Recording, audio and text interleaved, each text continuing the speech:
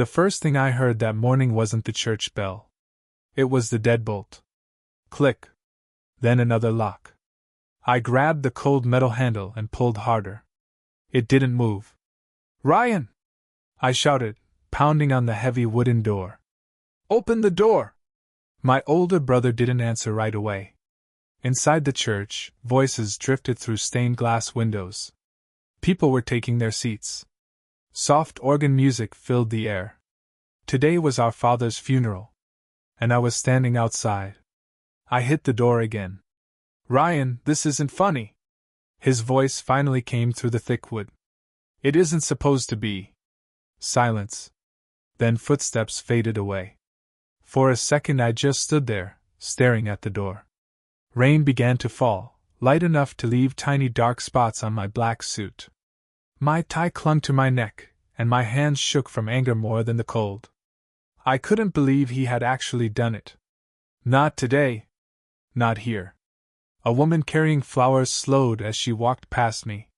"Excuse me, are you all right?" I forced a smile that fooled no one.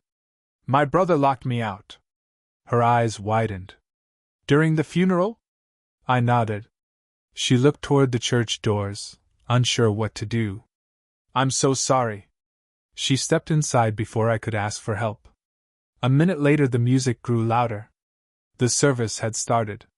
I missed the first prayer. My own father's funeral had begun without me. I leaned against the brick wall and closed my eyes. Dad would have hated this. He spent his whole life trying to keep Ryan and me together. Even when it seemed impossible.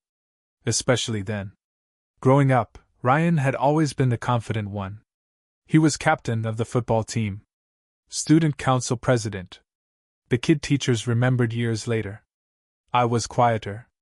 I preferred helping Dad fix old trucks behind the garage instead of standing in crowded rooms. Dad never compared us. Other people did enough of that. Whenever Ryan won another award, Dad would clap proudly. Then he'd look at me after everyone left and hand me another wrench. "Come on, Noah," he'd say with a grin. "This engine won't rebuild itself." Those evenings became my favorite memories. Grease on our hands. Country music playing from an old radio. Dad explaining that every machine had a story. "People are the same," he'd tell me. "When someone stops working right, don't throw them away. Figure out what hurt them." I didn't understand those words until years later. After Mom died, everything changed. Ryan threw himself into college and business. I stayed home to help Dad keep the repair shop alive. Some people thought I had wasted my future. Dad never did. He called me his partner. That one word meant more than any paycheck. When his health started failing 2 years ago, I drove him to every doctor's appointment. I learned which medications made him nauseous.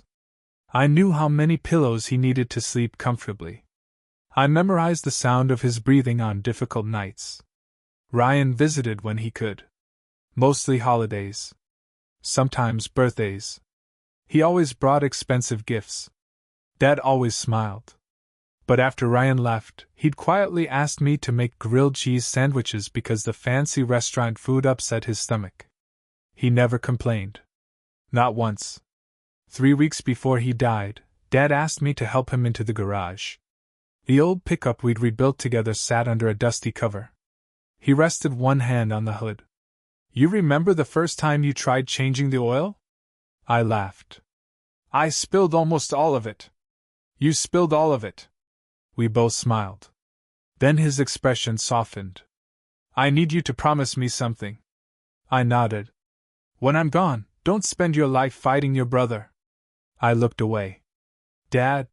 He sees the world differently. He sees money differently." Dad sighed. "Maybe. But he's still your brother." I wanted to argue. Instead I said, "I'll try." He squeezed my shoulder. "I know you will." That was the last real conversation we ever had. 16 days later he was gone. Cancer doesn't always arrive like a storm. Sometimes it steals someone one quiet afternoon, while you're sitting beside them holding their hand. The funeral should have been a chance to honor him. Instead, I was locked outside.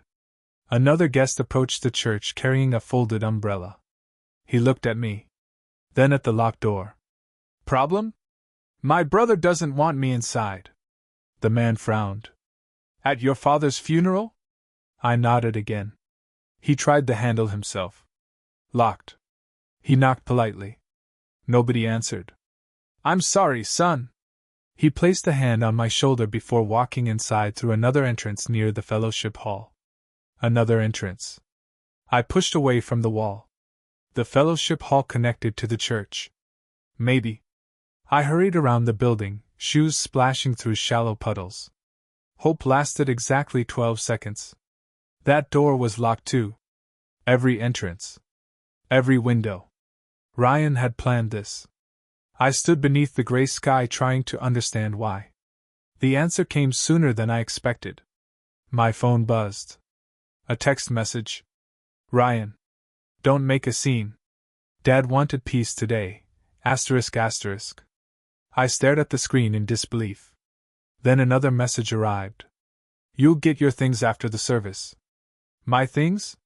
Before I could respond, another notification appeared. An email. From Ryan. Attached was a scanned document. The subject line read, Transfer of property. I opened it. It was paperwork listing Dad's repair shop. The house. The land. Ryan's name appeared everywhere. Mine didn't appear at all. For a moment I thought it had to be a mistake. Then I noticed Dad's signature. It looked real. Too real. Rainwater dripped from my hair onto the phone screen. I read every page twice. Then 3 times. None of it made sense. Dad would never have signed away everything without telling me. Would he? A memory surfaced. 6 months earlier, Ryan had insisted on taking Dad to meet an attorney. He needs his affairs organized, he'd said. Dad shrugged. If it makes things easier. I had stayed behind to finish repairing a customer's truck. I never asked what happened during that meeting. Now I wished I had. Inside the church, voices rose together in a hymn Dad loved. I couldn't hear the words clearly. Only the melody. It floated through the rain like a goodbye I wasn't allowed to share. My throat tightened. Not because of the property. Not even because Ryan had locked me out. Because Dad's favorite song was playing. And I wasn't there to sing it with him. I sat on the church steps, soaked through my suit, watching people arrive late. Most slipped inside without noticing me. A few glanced over with confused expressions. None asked questions. Grief makes people avoid uncomfortable moments. Then, nearly 40 minutes after the service began, a dusty blue pickup rolled slowly into the parking lot. It wasn't fancy. It wasn't new. Its engine rattled loudly before shutting off. The driver stayed inside for several seconds. I had never seen the truck before. Finally, the door opened. An elderly man stepped out carefully, using a polished wooden cane.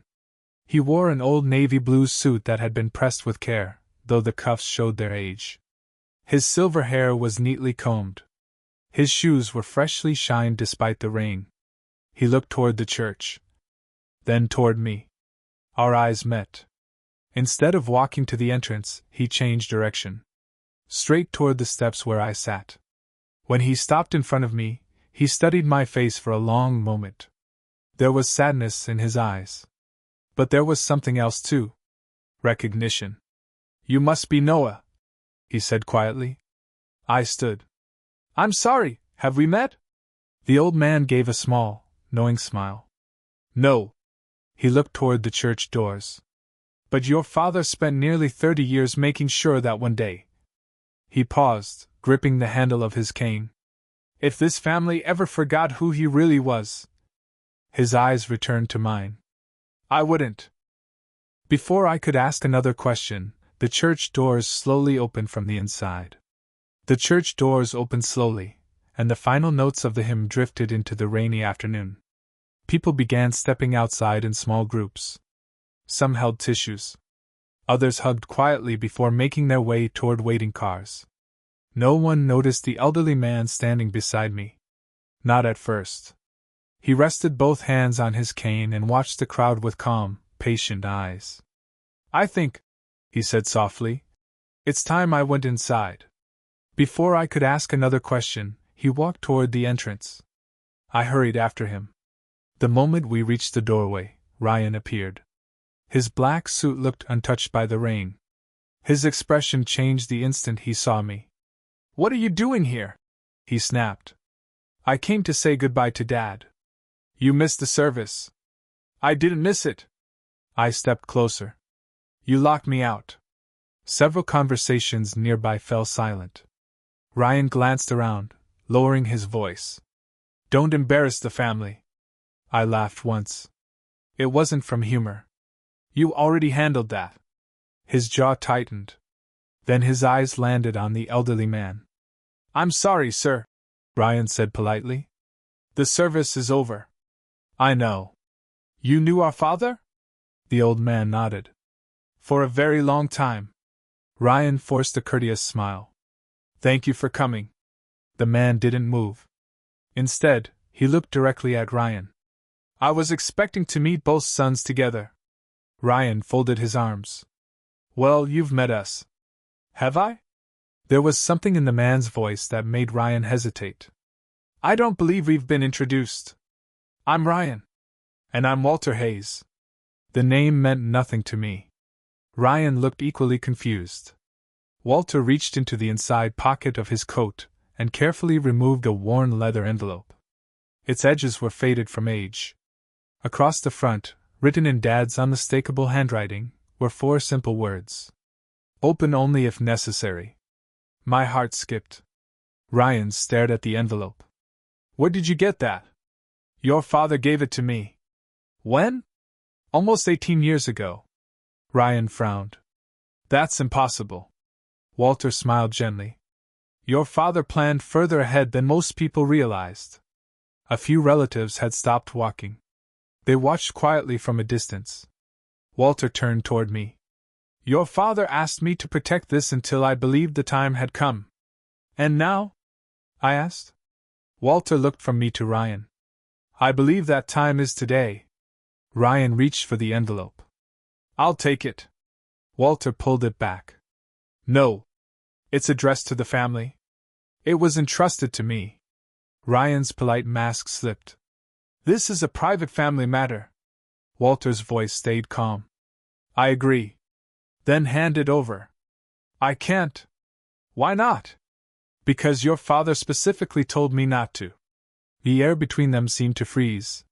For the first time all day, I saw uncertainty cross my brother's face. Walter looked toward the fellowship hall.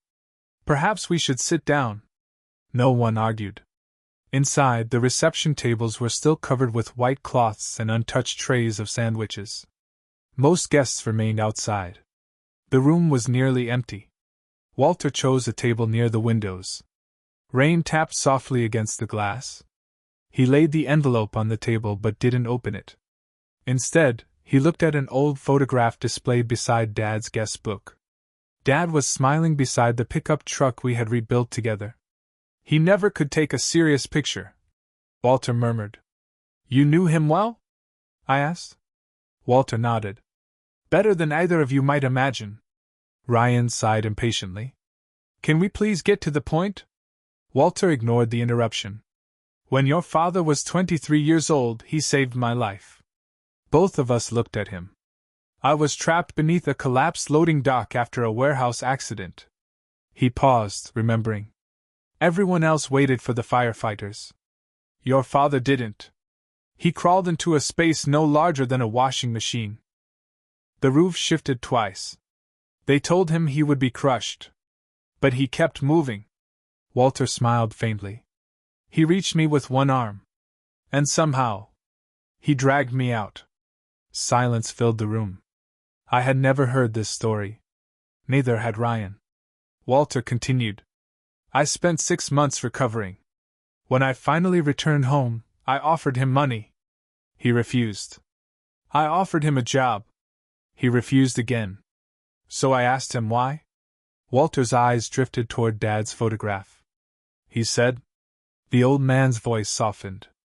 If you really want to thank me, help someone else when they need it. I smiled despite the ache in my chest. That sounded exactly like Dad. Ryan leaned back. I'm sorry that happened, but what does it have to do with us? Walter looked at him carefully. For 30 years, your father and I remained friends. He never asked me for anything. Not once. Until last winter. My stomach tightened. He called me. He sounded tired. He told me he didn't have much time left. Walter rested one hand on the envelope. He said he feared something. Ryan shifted in his chair. What? Walter answered without looking away. That grief and money might destroy what remained of his family. Ryan scoffed. So he left us a letter? No. Walter tapped the envelope gently. He left instructions. Ryan reached toward it again. Walter placed his hand firmly on top. Sit down. Something in Walter's voice carried quiet authority. Ryan sat. Walter finally broke the old wax seal. Inside were several folded papers. One handwritten letter. And a small brass key attached to a faded tag. Walter unfolded the letter carefully. I'll read only the part your father asked me to read aloud. His eyes moved across the page. Then he began. Asterisk. If you're hearing this, then something has gone wrong. Asterisk. My chest tightened. It felt as though Dad were speaking from across the room. Asterisk. I hope I'm wrong. I hope my boys are standing together. Asterisk. Walter paused briefly before continuing. But if Noah is missing, or if either son tries to keep the other away. Ryan's face lost its color. Walter continued reading. Asterisk. Then Mr. Hayes is to stop everything immediately. Asterisk. The room became perfectly still. Even the rain seemed quieter. Walter lowered the page. He anticipated this. Ryan swallowed. This doesn't prove anything. Walter calmly unfolded another document. It may not. This might. It wasn't a will. It wasn't a property deed. It was a signed statement. Every page carried Dad's signature. And at the bottom, the signature of the attorney who had handled Dad's estate planning. Walter slid it across the table. Ryan read the first few lines. His hands began to shake. What is this? Walter answered. Your father's written instructions explaining why I was chosen as an independent witness. Ryan looked up sharply. You've had this all along? Yes. And you waited until now? I waited because your father told me never to interfere unless his worst fear became reality. Walter looked directly at me. Seeing Noah locked outside his own father's funeral. He let the sentence hang in the air. Was all the confirmation I needed. Across the room, someone quietly gasped. Neither Ryan nor I had noticed that several relatives had wandered inside during the conversation. They had heard enough. Enough to realize that whatever they thought they knew about today's funeral was only the beginning. The room stayed silent. No one reached for the coffee. No one touched the food. Every eye was fixed on Walter. Ryan looked down at the document again, as if reading it a second time might change the words. It doesn't matter, he said finally. Dad signed the property over to me. Walter nodded. That's what you believe? Ryan looked up sharply. What does that mean?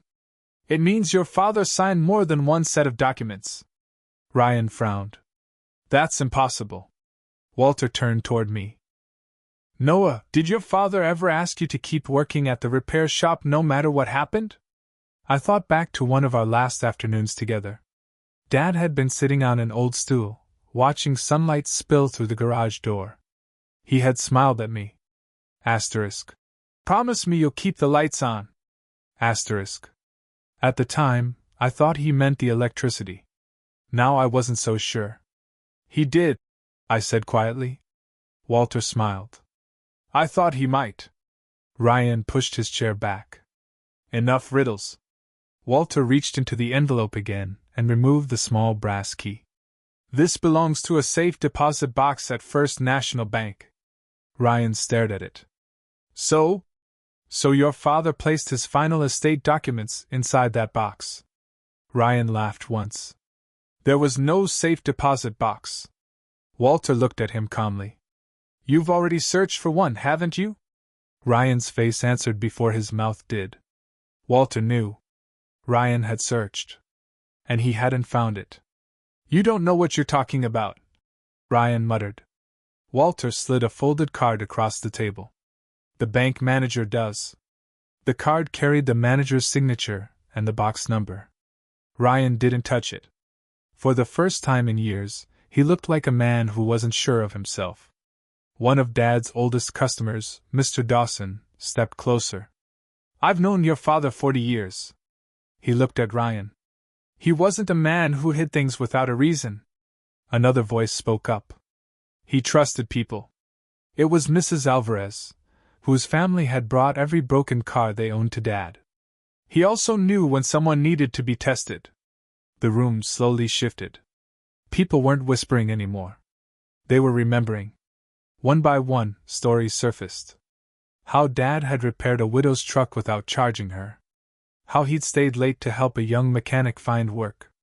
How he'd quietly paid for a family's heating bill one winter and never told anyone.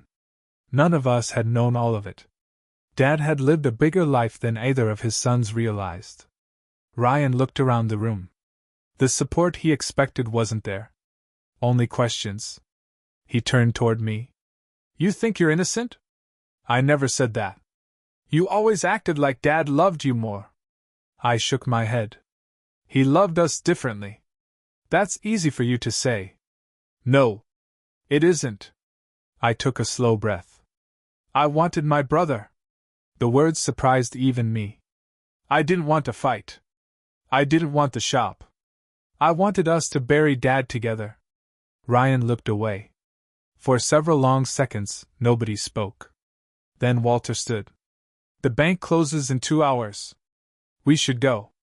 The rain had stopped by the time we reached First National Bank. The manager met us in the lobby as though he had been expecting this day. I'm very sorry for your loss, she said. Walter handed her the brass key. She nodded and disappeared into the vault. When she returned, she carried a small metal box. She placed it on a private conference table. No one has accessed this since your father opened it. She unlocked the box. Then quietly left the room. Inside were 3 items. A thick sealed envelope. An old photograph. And a leather notebook. Walter handed me the envelope. My instructions end here. With trembling hands I opened it. The first document was Dad's final will. It was dated 4 months after the papers Ryan had emailed me. A newer date. A newer signature. A newer witness. I read the first page. Then the second. My eyes blurred. The repair shop would belong to both sons. The house would be sold only if we both agreed. If either son tried to dishonestly remove the other before the estate was settled, that son would surrender his role as executor. Walter quietly handed the will to Ryan. He read it without saying a word. When he reached the final page, his shoulders sank. It was changed, he whispered. Walter nodded. Yes. Ryan closed his eyes. I didn't know. For the first time that day, I believed him. He had known about the first paperwork. He hadn't known Dad had changed everything afterward. Walter opened the leather notebook. Your father left something else. It wasn't about money. It wasn't about property. Every page held handwritten memories. Short notes. Little stories. Lessons. One page had my name. Noah. Asterisk. Thank you for staying when life became difficult. Asterisk. Another carried Ryan's name. Ryan. Asterisk. I was always proud of how far you reached. Asterisk. Asterisk. I only wish you had visited more often. Asterisk. Ryan's lip trembled. He kept reading. Near the end of the notebook, one final message stretched across 2 pages. If you're reading this together. Asterisk. Then you've already given me the greatest gift either of you could offer. Asterisk. Asterisk. You came back to each other. Asterisk. Ryan covered his eyes. The room fell quiet except for the sound of his breathing. I thought, he whispered. I thought he trusted me. Walter answered gently. He did. But trust isn't the same as agreement. Ryan looked toward me. I was angry. I thought Dad chose you over me. He called you every day. He depended on you. I nodded. He depended on me because I lived 5 minutes away. You were building your own life. Ryan shook his head. I kept telling myself I'd visit next weekend. His voice cracked. Then there weren't any weekends left. Either of us spoke. There wasn't anything left to argue about. Grief had been speaking for both of us. Walter quietly closed the notebook. Your father once told me something. We looked at him. He said, people rarely fight over what they truly need. They fight over what they fear they've already lost. Ryan looked at the floor. I lost him before I realized it. I walked around the table. For a moment I wasn't sure what I was doing. Then I placed a hand on my brother's shoulder. He looked up. I'm still angry, I admitted. So am I. But Dad asked me to try. Ryan stood. Neither of us were good at emotional speeches. We never had been. Instead, he hugged me. Awkwardly. Briefly. Honestly. It was enough. 6 months later, the repair shop looked much the same. The old radio still played country music. The same pickup truck sat in the corner waiting for another restoration. But some things had changed. Ryan drove down every Friday evening. At first he came to help with paperwork. Then he started learning repairs. He was terrible with engines. Dad would have laughed. Customers laughed too. Ryan learned to laugh with them. One afternoon, a young mechanic accidentally spilled nearly an entire container of motor oil across the garage floor. Ryan groaned. I've done that before. I smiled. No. You haven't. I have. He looked confused. I handed him a mop. Dad used to tell a story about someone spilling every drop. Ryan blinked. That was you? It was. He laughed harder than I'd heard in years. For the first time since Dad died. The garage sounded alive again. Before closing each night, I still switched off the lights one by one. The final light was always above Dad's old workbench. Beside it sat the leather notebook. Sometimes customers asked why we kept such an old, worn book on display. I always gave the same answer.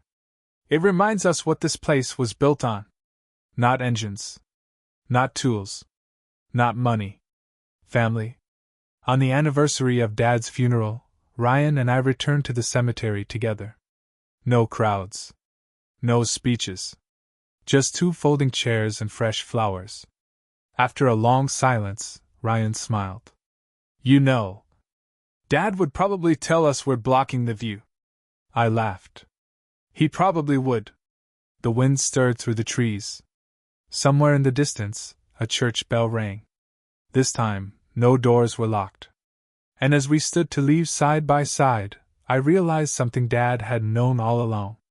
The greatest inheritance he left us was never the house, or the repair shop, or the land. It was the chance to become brothers again. And this time, we didn't waste it.